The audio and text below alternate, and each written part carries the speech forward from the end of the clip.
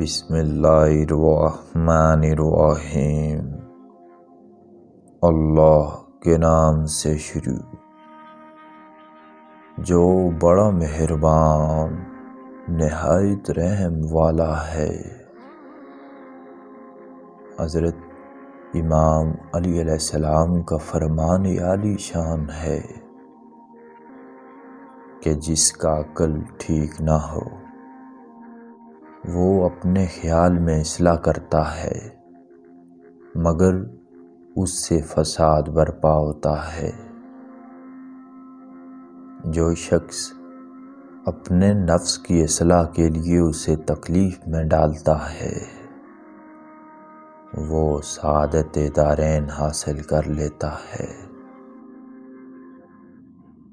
جو شخص اپنے آپ کی اصلاح نہ کر سکے وہ اوروں کی اصلاح کس طرح کر سکتا ہے؟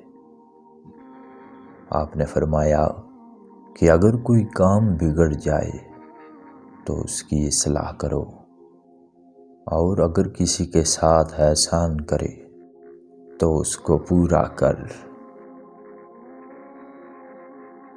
جو شخص تیرا ساتھ کرتا ہے مگر تیرے نفس کی اصلاح نہیں کرتا اس کا ساتھ تیرے حق میں وبال ہے۔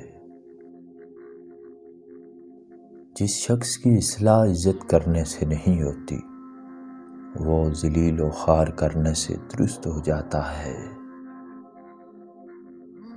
جو شخص اپنے نفس کی حقیقت سے ناواقف رہتا ہے وہ اپنی حالت کی اصلاح سے بے نیاز رہتا ہے۔ جو شخص امین سمجھ کر تجھے کوئی امانت سونپے تو اس کے ساتھ دھوکہ کرنا کفر ہے۔ جس شخص کی دیانتداری درست اور صحیح ہوتی ہے اس کی امانت داری بھی ٹھیک ہوتی ہے۔ لمبی امیدوں کا آسرا رکھنے سے پرہیز کر کہ یہ بے وقوفوں کی عادت ہے۔ جو شخص اللہ تعالیٰ کی اطاعت اختیار کرتا ہے وہ نہایت بلند درجے کو پہنچ جاتا ہے۔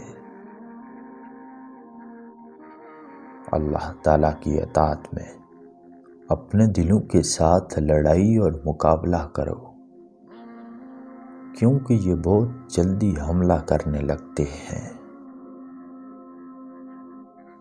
تمام روئے زمین پر اللہ کے نزدیک اس شخص سے جو اس کے حکم کا مطیع رہے کوئی شخص زیادہ معزز اور محترم نہیں ہے۔